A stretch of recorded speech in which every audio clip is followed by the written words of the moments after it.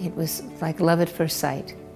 I saw that this was a way that I could learn with my body what I'd been studying for a number of years with my mind. Wendy started training Aikido 45 years ago. I started training Aikido about 20 years ago. And it's really become the foundation for the leadership embodiment practices. Wendy's my mom. She's also sensei, which means teacher in Japanese. We're a good team. I was always frustrated because although I had read a lot of spiritual books, I was unable to get my body to respond to the way I wanted to live when I was stressed. I would lose my temper, I would get upset. I came to this work through wanting to find an easier way to be in life. Life seemed like it was really hard a lot of the time. Leadership embodiment is a practice of working with your body and energy to tap parts of ourselves that have innate wisdom, creativity, and are able to be more skillful in relationship with ourselves and others. I also wanted to offer the principles that I experienced in Aikido and mindfulness to people who were not going to be able to train. The body always wins. What that means is that a person can have multiple PhDs, be phenomenally smart. If they get triggered and they begin to get reactive, their system will experience contraction, flexor muscles, and that will activate cortisol, which will shut down the part of the brain that accesses big picture thinking, creativity, innovation, and risk-taking. In this work, we simulate stress by applying light amounts of physical pressure. That way we activate our stress pattern.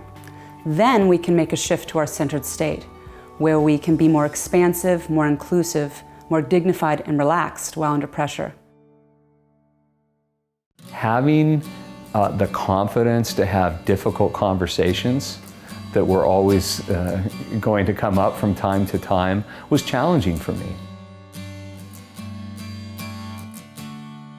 It's had a profound effect on my life, just in terms of confidence, in terms of being more patient, patient with other people and patient with myself. It was fairly unsustainable, the pace at some points, and so I would let things drop. So usually those things were like my own health, my self-care.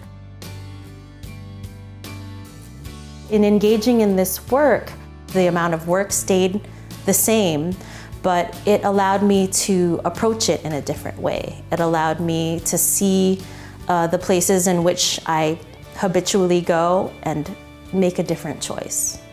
My tendency was, when I was attacked or I felt I was attacked, that I would respond in kind. The work really got me to a point of being able to take a breath and slow things down, and to allow myself a chance to look at it from another perspective. Before this work, I had a really hard time saying no and being able to do so without feeling bad.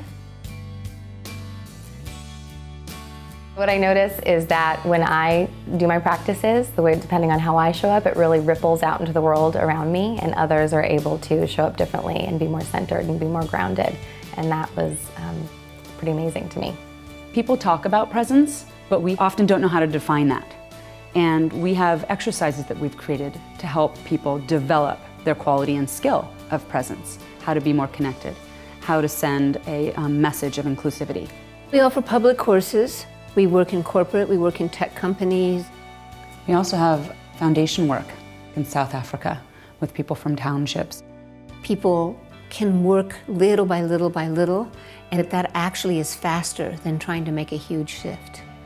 If the leaders begin to access this more altruistic part of themselves, this more creative part, then the children will know that's possible. And I think we're making some great contribution then to our culture going forward.